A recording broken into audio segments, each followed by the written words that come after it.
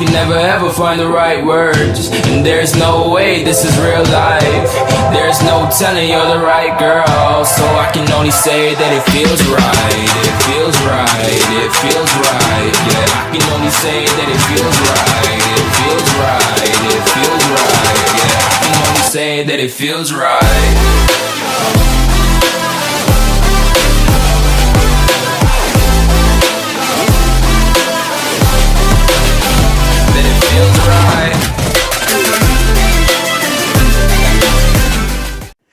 What up, guys? It's your boy Cam. I am here with another video, so let's just get into the show.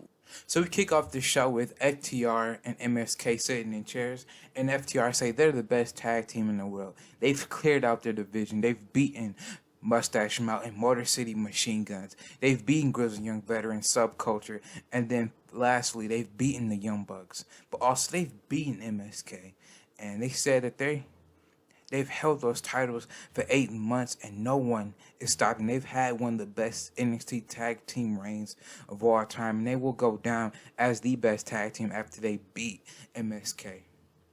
And MSK tell FTR, yeah, they've beaten them, but they cheated to do so because FTR know in their heart of hearts that they needed to cheat to beat MSK because they know that MSK is a blend of different teams. They can be high-flying like the Young Bucks, but they can also be mat-based just like Grizzled Young Veterans. They got here in NXT a couple months ago. Nobody saw them.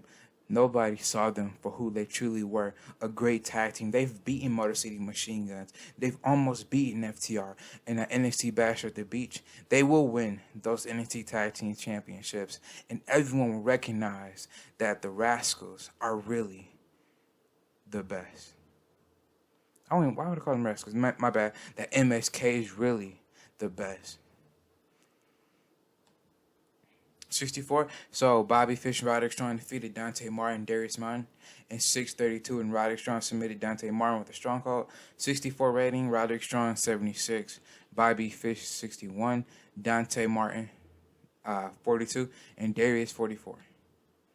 81. Really good there. So Finn Balor stands in the ring with Balor Club, and Finn says he can't wait for 10 days time because Killer Cross has just been getting on his nerves since April, and that Killer Cross is nothing but a make-believe. Cross doesn't know anything about demons. Cross doesn't know anything about eternal struggles. Killer Cross comes out and says, Finn, I'm the most lethal man in this industry. You know why I got this name? Because after I set my target, I put them down for good. You saw what Goldberg hasn't made a peep since I put him back into retirement. And Trish Stratus comes on. She says, you two have been at each other's throats for months now, and I want to protect this match. So we'll have a no contact policy between both men till NXT Bash at the Beach. 53. Okay, really good rating from Deonna Purrazzo. So Deonna Purrazzo is backstage, and she just, she's in her street clothes, maybe baseball cap, and she could either be backstage or at home. But what she's doing, she's watching all the deathmatch wrestling. She's watching the barbed wire exploding death matches. She's seeing all the tables. She's seeing people like Terry Funk, Mick Foley, Sabu, Sandman, just ECW, just seeing all this footage. And Deonna Purrazzo is looking at it to be ingrained for her death match against Allison Kay. So it looks like Deonna Purrazzo is getting ready to face Allison Kay by watching old school death matches. 58, really good. So Thunder Rosa defeated Kimberly in 7:36 by pinfall with the reverse DDT. I still can't believe I called MSK the Rascals. I know that's offbeat, but I can't believe I said that. But Thunder Rosa 60 and Kimberly 46, 58 rated match, pretty good. 84, really good. So Thunder Rosa grabs the mic and she says, everyone hasn't been saying my name in this triple threat match. Either they've been talking about the rise of Dakota or how strong Bianca Belair has been ever since she won the NXT Intercontinental Championship. But I have to show everyone that I've gotten here. I stood toe-to-toe with Charlotte. I'm the one that beat a legend in Gail Kim. I'm the one that beat Mercedes Martinez. I've beaten Allison Kay twice, but people still have forgotten my name. But at NXT Bash at the Beach, they won't forget it. They won't forget about Thunder Rosa, because I will be the new Intercontinental Champion. And Bianca Belair comes out and she gives her roses to Thunder Rosa, and she says, people aren't forgetting about your name, Thunder Rosa. People are taking notice of you, and they have been. They've noticed what you've been doing for women's wrestling, not just in NXT, but before you came in NXT. We saw how great you are, and we know that you are a future champion in this industry. But at NXT Bash at the Beach, you're not going to win, because it's going to be the EST getting the 1, 2, 3. It will be the EST winning and retaining the Intercontinental Championship. 53. So Scarlett, I won't say squash Willow Nightingale, but Scarlett defeated Willow Nightingale in 6:23 by pinfall to Bedazzler. Scarlett 53. No, the match rating is 53. Scarlett 55 and Willow Nightingale 39. And Willow's in FSW, so I said, okay, she has some good popularity, and I thought it would be a good match to have her in a situation just for her to kind of put over Scarlett. So Scarlett gets the win, and she goes backstage, and she's heading into her locker room, but she sees Toni Storm coming out, and Toni Storm says, TikTok, kind of throwing shots at Scarlett, because Scarlett's boyfriend is Killer Cross, and Scarlett is a little confused by this, and Toni just walks away, and Scarlett looks at her bag, and she sees a card that says Tony Time. So yes, Tony's playing mind games with the Scarlett Bordeaux, the mistress of darkness. 80, really good. So Kathy Kelly is interviewing Isaiah Swerve Scott and Chris Bay, and Swerve says the Hunters, he thought that they were good guys, but it seems like they're trying to reprove themselves. Whatever they have going on, it doesn't matter. They crossed the line by attacking me, but I'm not dumb. I know it's 2v1, so I had to get myself a cool and confident guy, a guy that exudes confidence just like me, and that man is Chris Bay. And Chris Bay says, right on, my brother, right on. And the Hunters just become the hunted. Next week, Isaiah Swerve Scott and Chris Bay versus the Hunters. 50, okay, American Catch Wrestling, just giving them a match to give them some momentum. American Catch Wrestling defeated EJ Nduka and Desmond Choi in 6:59. The matches have been a little short, but Timothy Thatcher pinned Desmond Choi with the London Bridge falling down. Okay, Timothy Thatcher 62, Uni Lorcan 51, Desmond Choi 45, and EJ Nduka 47. Just a good match to get you ingrained with the tag teams. Even though they're not in the storyline right now, you still got to build up your tag teams or build up your wrestlers that you might have future plans for, and just keep them in the eyes of the fans. 80. So Chad Gable, that's really good. So Chad Gable is backstage, and he's getting ready for his match. It's coming up soon. And Reed comes up to him and wishes him good luck. And Chad says thanks. And Gable opens his hands for a handshake, and Reed accepts it. And Gable tries to go away to make his entrance, but Reed grabs onto him. And he says that next Sunday, and 10 days won't be a cakewalk. Gable says he's a wrestling machine, but he's never faced the Auszilla. And Gable says, we'll see about that. So a little thing between two men. We know that, I think I've been really kind of struggling with this storyline. I'm not saying it's bad, but these two men don't have a hate for each other. But it's a little refreshing to have a storyline where two men are just the best at what they do, and neither one wants to lose. And yeah, they just want to win the match. And that's kind of refreshing. You don't have to have these blood feuds all the time, even though those are really great. Sometimes you need that nice palate cleanser where two men are just want to be the best, and whoever they want to have the match to see whoever's the best. And that's between both men. And we'll see what happens there. Chad's in his match against, against Rick Boogs. Chad Gable with his best performance yet. Chad Gable with the in-ring performance 85. Chad Gable defeated Rick Boogs in 11:07 by pinfall at the Grand Amplitude. Chad Gable 85, Rick Boogs 38. Yeah, 71 rated match, really good. I wasn't expecting that, but I was really surprised by the Chad Gable getting 85. That's amazing. 59, Dakota Kai and Raquel Gonzalez defeated Hikari and Mizumi in 12:55 when Dakota Kai pinned Mizumi with a top rope splash. Dakota Kai was head and shoulders above everyone else. 59 rated match. Dakota Kai 66, Raquel 42, Azumi 52, and Hikari 41. So yeah, that's really good from all. That's really good from all the women knowing where they are right now on the card.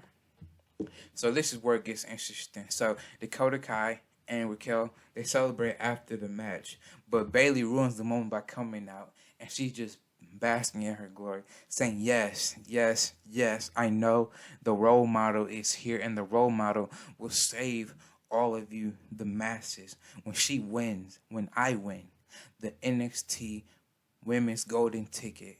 And Candice LeRae comes out and says, whoa, whoa, whoa, whoa, whoa. You just got here, Bayley. I know you're one of the main staples, but you just literally got back into the company. Don't think that the women's division hasn't gotten stronger since you left. In case you've forgotten about me, my name is Candice LeRae, the Poison Pixie, a wrestler's wrestler. And I will win the NXT Women's Golden Ticket Qualifier. And from out of nowhere, she's attacked by Kaylee Ray, and Kaylee Ray and Candice LeRae, the LeRaes, go at it, and they fight on the stage, but Camille gives the assist to Candice LeRae, and she spears Kaylee Ray. And yeah, that's the segment right there. So all four women are having the same segment. Will any of these women win the Golden Ticket Qualifier? And I'm loving this. It's just a nice blend of people that are established. Then you got some people that are up and comers like Raquel Gonzalez, and you got established women like Candice LeRae, and you got women that's in the middle between, on the way to being established and semi-established, and Kaylee Ray. Oh man, hold on. But yeah, that match should be really good. 83. So Johnny Gargano has a promo. He says Ricky Starks has really been a thorn in his side in the last few weeks, and he's becoming an annoyance. But he gets it because Ricky Starks is young. He wants to prove himself, and he gets that. But the thing is, the more you keep antagonizing a franchise player like Johnny Gargano, that doesn't make you any more relevant. That makes you more of a target. And from out of nowhere, Ricky Starks attacks Johnny Gargano in this backstage segment, and he tells the cameraman, give me the camera, and he clocks Johnny Gargano in the back of the head with that camera, taking Johnny Gargano out. It looks like Ricky Starks didn't really like what Johnny Gargano was saying, and it looks like this feud has just reached a new level. 60. Okay, Tyler Breeze defeated Mansoor in 708 by pinfall the beauty shot. Tyler Breeze 60, Mansoor was in FSW 50. Really good rating right there. So Tyler Breeze wins the match, but it's not enough for Tyler. Tyler yells at the timekeeper to give him something, and what the timekeeper hands him is a brown bag, and Tyler puts the brown bag over Mansoor and writes the name Damian Priest over it. And the crowd was like, man, this is just taking it too far. And Tyler Breeze gives Mansoor a beauty shot on the brown paper bag, taking Mansoor out. Just Tyler Breeze is just being a prick. I mean, the man is just so self-absorbed and just will do anything to make himself feel good. That might have came out. Oh my gosh. You gotta be kidding me. Oh, hold on. But in a decent match, oh my gosh. Ronda Rousey defeated Simone Johnson 12:44 by submission with the armbar. Ronda 81, Simone 52. The match suffered because of psychology, okay? 55 for the co-main is not good. I'm glad they make this the main event. Ronda's performance stood out. 81. Simone Johnson, who's really doing good in FSW 52. Lack of psychology, okay, I can live with that. But this does not sound good. Perineal tendon dislocation. Perineal tendon dislocation. Let me see what that is. On recording. Perineal tendon dislocation. According to RadSource, with perineal tendon dislocation, the periosteum is stripped and elevated together with the attached Don't even know what that is. Let me see what the recovery time is on that. 2 to 4 weeks. This sucks. But yeah, Ronda Rousey gets the win. I was hoping at least for a green because I thought Ronda could carry Simone to like a green rated match. She had a great match with Riho, even though Simone is only like a couple points away from being as popular as Riho. Good match. Yeah. Oh gosh. Now Simone Johnson and Ronda Rousey gonna have people between each other. That sucks. But Charlotte Flair comes out. I don't know if but Charlotte Flair comes out with Ronda Rousey, and Charlotte tells Ronda, I know, before you attack me, I know last week you told me to get out your way, and I was in your way last week, and I didn't mean to attack you. But I know me and you, we don't see eye to eye, and we never will. But the thing is, we have a common enemy in the head baddies in charge. So let's put our differences aside for one night only. Charlotte Flair and Ronda Rousey versus Mia Yim and Eva Lise at Bash at the Beach. And Ronda agrees, but Ronda tells Charlotte if she gets in her way one more time, Charlotte is her enemy. Hopefully this is the main event. Oh gosh. This is not a good show. Man! And about that decent reaction from the crowd, but subpar wrestling. Oh my gosh. Killer Cross defeated Mance Warner and 1542 by pinfall. Killer Cross 79. Mance Warner 46. 66 rated match. Let's hope it for a little bit better. Probably should have just made it shorter. 76, okay. But Killer Cross picks up the win here tonight, and Tommaso Ciampa's theme hits. And Killer Cross has looked a little confused by this because him and Ciampa have history dating back to a year and a few months ago. But they haven't crossed paths since then. But the camera pans over to see Aleister Black standing, sitting Indian style on the corner, and Black is up and he has a face-to-face with Killer Cross, and Cross knows that this isn't his fight, so he leaves, but he has a little stare down with Ciampa as well. So Ciampa and Black close the show, and Ciampa grabs the mic and says, it won't be a fight next Sunday, but it'll be a war, because he knows Aleister Black. No one knows him like he does. Ciampa knows Aleister Black better than anyone. He's beaten him twice, and he will do it a third time. Ciampa laughs and drops the mic. But Black hasn't said anything during this entire promo. He just stares a hole at Tommaso Ciampa, and Ciampa's just loving it because the man's a psychotic dude. And they just have a stare down. Ciampa, Black having a stare down in the darkness to close off the show. Well, yeah, that's to close off the show. But I'm doing something different. Oh, my. These are, what's it called? Post-show segments. And this is kind of like our NXT. It's kind of like Raw Talk or Talking Smack. And I see Kano do the shout to you, Kano. But I just want to see what I want to do. And this is just giving people some TV time that weren't on the show. And Cameron Grimes is out there basically just flaunting his money, flaunting his wealth, and show that he is one of the up-and-coming superstars in this industry. And he's doing it with also getting a lot of money. And Juice Robinson that's really good from Juice. And Juice Robinson's he's on the show as well. And he's talking about his upcoming match with Trent Seven next week. And Juice says beating Trent will only peg him higher on the card, and he will win and beat Trent Seven and go on to become a player here in NXT.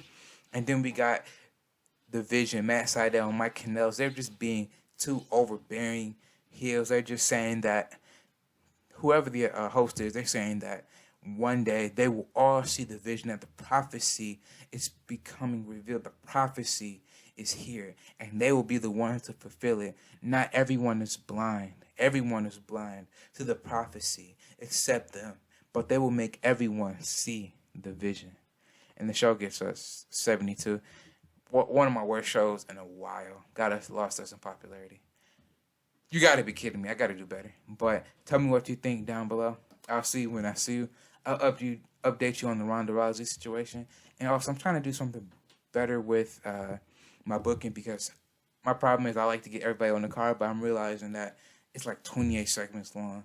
So I'm trying to cut it down. And the segments was only like 20 segments. So I'm trying to cut it down and save stuff for the next week. I'm realizing that not everyone has to be on the show, but you can still progress storylines. Just like Brian Cage and Big Show, they have a match next week. And I already written that down.